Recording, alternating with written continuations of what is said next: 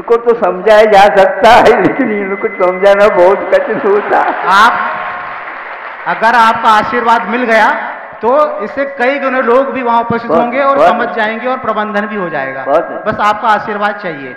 अब इतनी चंचल वाले प्रतिभा वाले भी वो जेल में जो श्रमिक हैं वे ऐसे ऐसे कार्य कर रहे हैं और उन्होंने तो प्रण कर लिया कि हमें तो ये सीखना है, श्रम करना है और इसके माध्यम से जो रोजगार चाहते हैं वे चाहते हैं क्यों, ये काम करें तो अपने आप ही दर रोज जो है उसके सामने यह निधि आ जाएगी। रोजगार अपने आप में शब्द बहुत अच्छा है, हम उससे परिचित नहीं हो पाते, फिर भी रोजमर्रा रोते रहते हैं। रोजमर्रा का मतलब क्या होता है? प्रतिदिन प्रतिपल रो तो रहे, मर तो रहे हैं, लेकिन रोजगार से परिचित नहीं हो रहे हैं और वो वहां पर सीख रहे हैं और उनको सिखाने का प्रयास प्रशिक्षण या प्रबंधन कर रहा है। ये बहुत अच्छी बात है। जेल में तो करेंगे किंतु पुनर्वास के बारे में भी सरकार सोच रही है, ये बहुत अच्छा है। इससे आप लोगों को पाठ ले लेना चाहिए कि हम बाहर रह करके भी इस प्रकार एकाग्रता नहीं कर पा रहे हैं और वो घर छूटने के बाद में भी वहाँ पर इस प्रकार करने के लिए कृत संकल्पित है। महाराज आपको इससे क्या मिला? देखो ये ध्यान रखना, हर एक दुकानदार अपने अपने ग्राहक को पटाता रहता है तो हमने भी पटा दिया। हमें इससे क्या मिलने वाला है बताओ? तो आप क्या चाहते हैं? हमें और कुछ नहीं चाहते हैं, बस खाना और पीना ये बार छूट जाए, आप अच्छा खाना और अच्छा पीना मिल जाएगा आप लोगों को जीवन पर्यंत तक। सरकार चाहती है, सरकार ऐसे काम कर भी रही है। सुनते हैं ऐसे ऐसे भी स्थान बनाए गए हैं, केवल 10 रुपए देना और कोई भी कितना भी 5 रुपए में, लेकिन घर की ओर नहीं ले जाना है, वहीं पर खाना है, जितना खाना वो खा लो और 5 रुपए दे दो। ये प्रबंध बहुत अद्भुत प्रबंध है ये। हाँ, 5 रुपए तो इधर उधर ये कर लेते हैं, लेकिन वहाँ पूरा पेट भर अच्छा खाना मिलता बताते हैं। अच्छे अच्छे व्यक्ति भी वहाँ पर जाकर के स्वाद ले रहे हैं बताते हैं। अब घर जाए तो बहुत दूर है कैसे, और 5 रुपए में 5 मिनट में काम हो रहा, ले लो, कौन देखता है? सबके लिए है, लेकिन ये ध्यान रखो वह उन लोगों के लिए है जिन लोगों के लिए कुछ भी प्रबंधन नहीं है। आप प्रबंधन वाले हैं, आप इस प्रकार सोचिए कि सरकार कहाँ तक काम कर सकती है, उसके लिए सहयोग दीजिए और श्रम को सार्थक बना दीजिए। या जो व्यक्ति श्रम नहीं करता, पसीना नहीं आता तो सीना में धड़कन प्रारंभ हो जाता है। हार्ट फेल होना चाहते हो क्या? बताओ। नहीं तो पसीना बहाव, सीना एक बार तान तो दो, फिर क्या होता देख लेंगे। तभी हम वहां तक उड़ान ले सकेंगे। वह उड़ान ऐसी उड़ान नहीं है उड़ते ही चले जा और पीछे नीचे आने की कोई आवश्यकता न पड़े। कि जो आए प्रतिनिधि मंडल वो उनका भाव बहुत अच्छा है, हमने बहुत ही उसका अच्छे ढंग से सुन लिया है। उनको सफलता मिले इसी अपेक्षा से भगवान से प्रार्थना करता हूँ। हे भगवान, उनकी वह भावना और जो कदम है वे सफल हो। और क्या चाहिए? और उन्होंने ये भी कह दिया कि आप लोगों का क्या कर्तव्य है, आपको भी देखना है, नहीं समझे, और उसको पूर्ण करना है। चूक नहीं, अचूक होना चाहिए। कूद बंदर के कथा को याद रखोगे आप? अब नहीं कहोगे कि चंचल है वो, चंचल बाबा कहते हैं कोई लोग, चंचल बाबा का परिचय तो एक बार देख लो। वह कभी भी अपनी दाल को छोड़ता नहीं है, और वह कैसे ऐसे उड़ान लेता है, उसकी पूंछ की ओर देखो, उसकी पूंछ में उस समय आकृति, जिस समय छलांग लेता है उस समय एस होता है, एस, इंग्लिश एस समझ, नेगेटिव नहीं है, पॉजिटिव है, यस। ऐसे कदम उठाओ जो पॉजिटिव विधि परक हो। अहिंसा परमो धर्म की स्मृति किसी किसी को जल्दी होती है, स्मृति किसी किसी को बहुत जल्दी क्षयोक्षम के कारण हो जाती है, और किसी किसी को देर से होती है। किंतु कुछ लोगों को स्मृति होती नहीं। अब आप लोग कौन सी लाइन में आते हैं? आपको स्मृति होना अच्छा लगता है तो आप देख लो, यदि देर से स्मृति आ जाती है, वो यदि अच्छी लगती है तो उसको कर दो, और यदि नहीं आती है तो उसके बारे में आप सोचो कौन सी पसंद आती है। स्मृति एक प्रकार से वर्तमान में ही होती है। थोड़े से हम समझ लें इस विषय को, कठिन लग रहा है लेकिन फिर भी स्मृति विस्मृति तो होती रहती है, थोड़ा सा हमें अध्ययन करना चाहिए।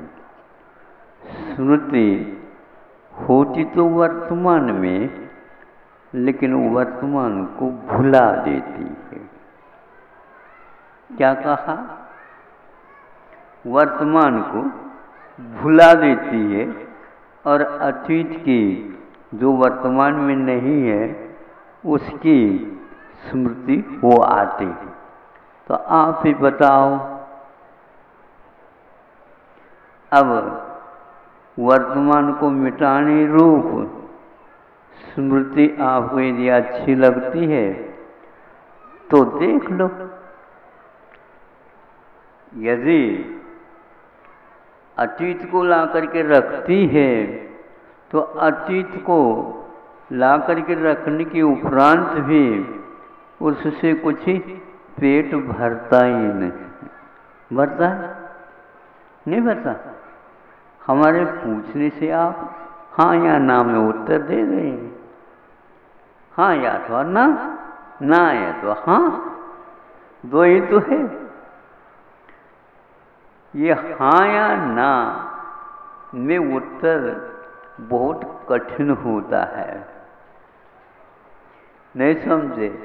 हाँ या ना में उत्तर देना बहुत कठिन होता है। जब वह महाविद्यालय वगैरह में प्रवेश पा जाता है उस समय इसको ज़्यादा महत्व दिया जाता है। कम समय में बहुत सारे हाँ या ना में उत्तर संख्या में दिए जा सकते हैं, किंतु माथा तप जाता है, बहुत कठिन होता है। 200-200, 300-300 हाँ या ना में उत्तर देने के प्रश्न रहते हैं, और प्रशासन संबंधी तो उस समय उनको याद आता है कि जिसको हम चाहते हैं वो बहुत कठिनाई से प्राप्त होता है। वर्तमान को ओझल करने का कार्य स्मृति में होती है, और स्मृति अतीत की होती है, प्रतीति में वर्तमान नहीं आ पाता। प्रतीति का अर्थ ज्ञान होता है, स्मृति भी ज्ञान है, और वर्तमान का भी प्रत्यक्ष वह भी ज्ञान है। लेकिन स्मृति जिस समय होती है उस समय वर्तमान हमारा ओझल हो जाता है और स्मृति ही बोझिल होती लगती है। बहुत कुछ याद आता है, उससे कुछ काम होता नहीं। कैसा लग रहा आप बताओ महाराज? दोनों ही बोझिल जैसा लग रहा है क्योंकि वर्तमान में हम है तो, लेकिन हमेशा हमेशा हम अतीत की ओर ही देखते रहते हैं, अथवा एक आशा बनी रहती है तो भविष्य में ही वो उलझता चला जाता है। प्लान, जिसको योजना बोलते हैं, योजना प्रत्येक ज्ञान के साथ होती तो है, लेकिन अतीत के साथ जुड़ने से वह एक प्रकार से फीकी फीकी नजर आती है। अब हम इस विषय को थोड़ा सा और जटिल न बन जाए, गर्मी के दिन हैं,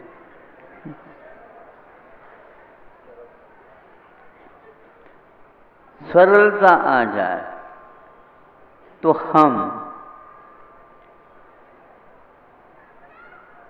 स्मृति को भी भूल जाते हैं और वर्तमान को ही मुख्यता दे देते हैं। बहुत अच्छा है, काल का संकलन नहीं होता, किंतु काल को मिलाने का प्रयास हमारे बुद्धि में होती रहती है। काल एक ऐसा पदार्थ है, वह हमेशा हमेशा एक समयवर्ती हुआ करता है। उसके साथ अतीत को हम जोड़ लेते हैं, उसके साथ हम अनागत को, भविष्य को भी जोड़ लेते हैं। वस्तुतः काल जुड़ता नहीं, क्योंकि काल जुड़ जाए तो वह एकमात्र वर्तमान की ही प्रतीति करेगा, अतीत और अनागत की नहीं कर पाएगा। दो व्यक्ति हैं, मित्र हैं, बहुत दिन के बाद मिले हैं और उसी बीच में एक मित्र को डकार आ गई। और डकार समझते हो? हो। अब हिचकी नहीं, हिचकी अलग होती है, डकार अलग होती है। हाँ,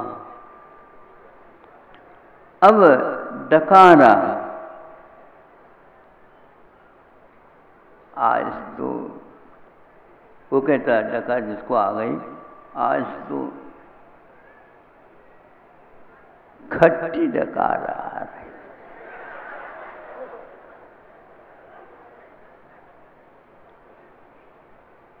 मतलब उपेक्षा की दृष्टि से उसका वह स्वाद ले रहा है।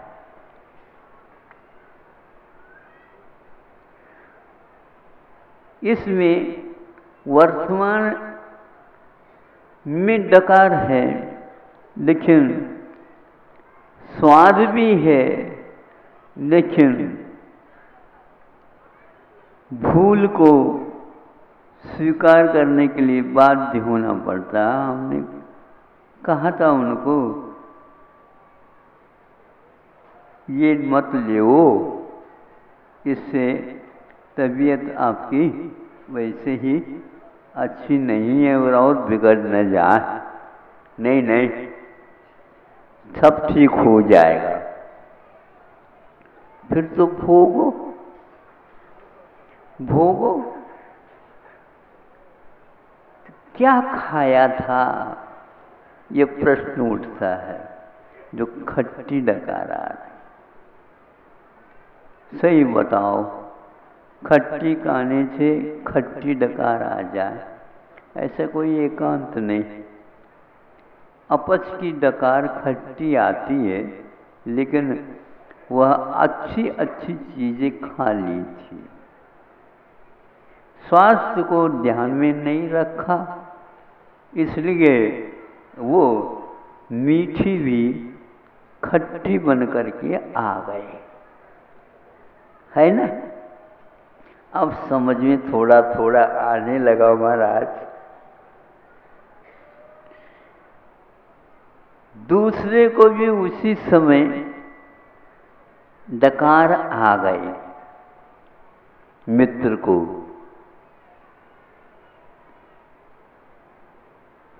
और जिसको खट्टी डकार आई थी वो पूछता है, मित्र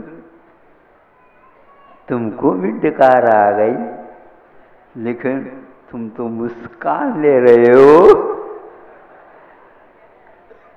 इस डकार के राज तो बताओ। तो उसने कहा, नपा तुला और हमने मुफ्त मिल रहा था फिर भी ज्यादा बोलो ना। हाँ, लोभ में नहीं आया, इसलिए तो क्या डकार तो आ रही, डकार आना तो अनिवार्य है। वह एक संदेश भेज रहा है, वह एक संदेश भेज रहा है, तुम्हारे भविष्य ठीक नहीं है। जो पहला डकार लिया था और बाद में जो आया उसका, तुम्हारा भविष्य बहुत अच्छा है, तुम तो सुधरे हुए हो, सामने वाले मित्र को भी सुधारने के लिए यह आपका प्रासंगिक डकार बहुत अच्छा है।